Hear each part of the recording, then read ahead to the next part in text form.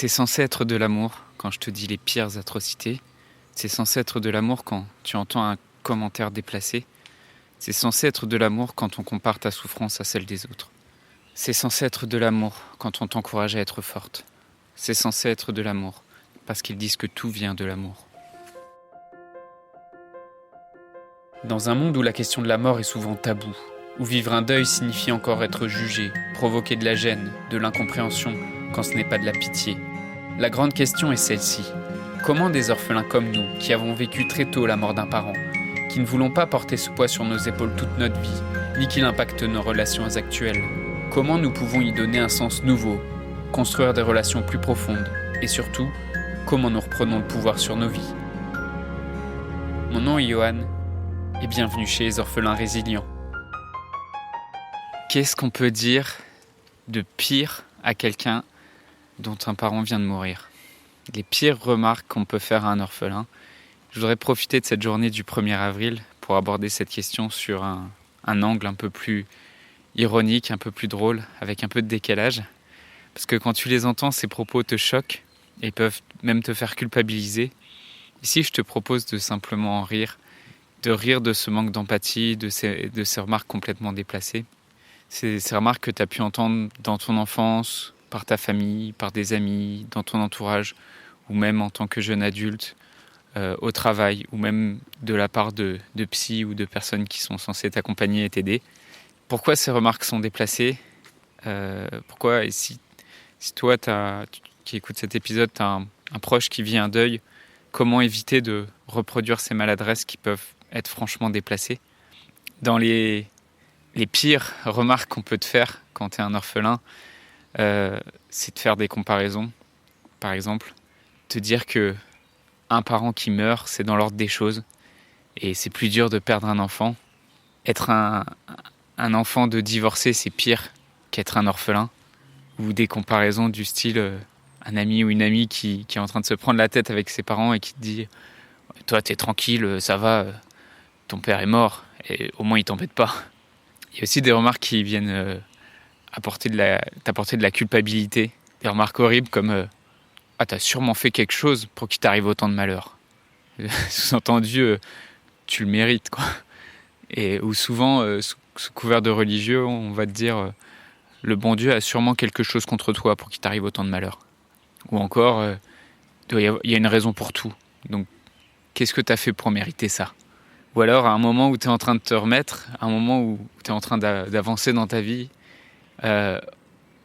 quelqu'un qui va te faire une remarque pour te ramener en arrière, qui va te dire « Ah ouais, c'est facile un peu d'oublier, c'est facile d'oublier et de passer à autre chose. » Il y a aussi des explications un peu douteuses, des explications qu'on va te faire sur ce qui t'est arrivé, de pourquoi ça t'arrive à toi. Quand tu vas voir quelqu'un dans ta famille qui va te dire ton papa était vraiment une belle personne et Dieu avait besoin de ton papa auprès de lui pour qu'il lui rende service.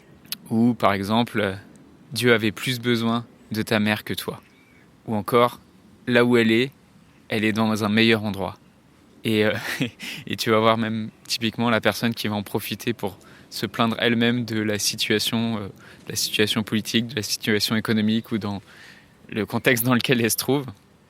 Ou même pire, tu vas voir des gens comme orphelin si ton père ou ta mère est morte d'une maladie ou tu vas peut-être croiser des gens qui vont dire « Ah ouais, c'est pas étonnant qu'il soit mort ou qu'elle soit morte vu son hygiène de vie. » Tu as aussi des soutiens qui sont mal placés. Par exemple, on va te dire « Sois fort » ou « Sois fort pour ton petit frère » ou même juste tout simplement « Il faut que tu sois fort, il faut que tu sois forte ». Et ça, sous-entendu, ça veut dire surtout, t'as pas le droit de montrer ta souffrance. On va te dire aussi tu devrais accepter ou alors tu devrais pas pleurer parce que ça lui ferait pas plaisir de te voir comme ça. Tu peux avoir des remarques aussi carrément des personnes qui vont te dire ça va te rendre mature, ça va t'aider à avancer dans ta vie. Ou juste des gens qui ignorent ta souffrance qui vont te dire ça va finir par passer, ça va finir par aller mieux. T'en as même qui vont te dire je sais ce que tu ressens. Sous-entendu, en fait, j'ai pas envie d'entendre ta souffrance. Ou t'as des gens qui vont te dire je sais ce que tu ressens. Par exemple, j'ai perdu mon chat il y a 6 mois. Ou un jour, j'ai un cousin qui a failli aussi avoir un accident. Donc je sais ce que tu ressens. Ou de manière générale, des gens qui rapportent immédiatement ce qui t'arrive, ton histoire, à une de leurs propres expériences sans même prendre le temps d'avoir un peu d'empathie. Ou qui vont dire « Ah bah ça me fait penser, je connais quelqu'un, j'ai un ami qui a vécu quelque chose de similaire. » Il y a aussi des commentaires parfois qui montrent juste une complète incompréhension du deuil. Des personnes qui vont te dire « T'es toujours en deuil et il serait temps que tu passes à autre chose. » Au bout de 1 an, 2 ans, on va te dire « Mais comment ça se fait, t'es toujours en deuil, il faudrait que tu passes à autre chose. » Ou alors, pour te changer les idées, tu devrais sortir te promener, il faudrait que tu fasses du sport, il faudrait que tu vois des amis. Ou encore, sois positif, parce que les gens n'aiment pas les personnes qui dépriment. Alors celle-là, elle est assez horrible, parce que c'est encore une fois une négation de ta souffrance, et même un rejet complet de cette souffrance. Tu vas même avoir des gens qui te disent, si tu commences à parler de la mort, qui vont te dire tu nous plombes un peu l'ambiance avec ce que tu nous racontes. Et ou aussi après, si ton père ou ta mère est morte d'une longue maladie, tu vas avoir des gens qui vont dire bah maintenant c'est bon, t'es soulagé, tu vas pouvoir vivre ta vie. Il y a aussi juste des remarques qui sont désobligeantes. Par exemple, des personnes qui vont te dire je te pardonne d'être parfois un connard ou une connasse, parce que je sais qu'en ce moment t'es en deuil, je sais que c'est difficile, donc je te pardonne d'avoir été un connard avec moi. Alors pourquoi toutes ces remarques sont inappropriées ? Parce que d'une manière générale, en fait, toute comparaison de ta situation est inappropriée, parce qu'il n'y a pas de hiérarchie dans la douleur. Et faire cette hiérarchie, c'est soit chercher à minimiser la peine que tu vis, soit, et dans ce cas-là, si on minimise ta peine, on va créer de la culpabilité, soit on augmente ce sentiment de pitié, et dans tous les cas, la pitié, c'est pas de l'empathie, la pitié, elle retire en fait de la dignité. Toutes ces remarques, en général, elles portent un jugement sur ta situation, plutôt que simplement accueillir et écouter ta peine telle qu'elle est. En fait, les personnes qui formulent ce genre de commentaires ont eux-mêmes un rapport à la mort qui est ambigu, ou ne sont pas à l'aise par rapport à la mort, par rapport à la propre mort, par rapport à la mort d'un de leurs proches. Et avec ces commentaires, elles cherchent surtout à se rassurer elles-mêmes avant même de t'apporter toute forme de soutien. Donc ces remarques, elles ne sont pas à propos de toi qui vis le deuil, ces remarques, elles sont soit à propos du défunt, soit à propos du rapport de ces personnes avec le défunt, soit à propos de leur propre rapport à la mort. Elles sont malvenues, toutes ces remarques, parce qu'elles cherchent à diminuer, elles cherchent à éluder la souffrance, soit par une forme de positivité toxique, en te disant « il faut juste que tu sois fort », soit en ignorant tes émotions, ou en cherchant même carrément à les changer. Et souvent, pour ces personnes, la tristesse, c'est juste quelque chose qui est intolérable. Ces personnes aussi cherchent souvent à expliquer ou à rendre rationnelle la mort, voire à chercher un coupable ou une raison. Et enfin, ces remarques sont déplacées parce qu'on te dit souvent quoi faire, et ces personnes sont plus dans ce que tu devrais faire que juste dans l'être, que juste être dans l'écoute, être en soutien, en empathie avec toi.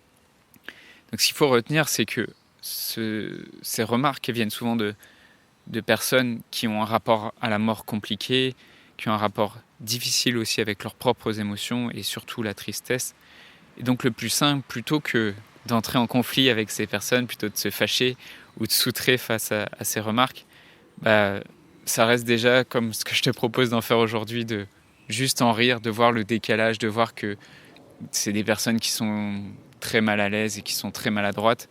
Et je te propose juste plutôt que de te fâcher contre ces personnes, de les laisser gérer leur propre rapport à la mort et leur propre rapport aux émotions. Je voudrais te remercier d'avoir écouté cet épisode et j'espère sincèrement que ce que je t'ai partagé aujourd'hui t'a aidé.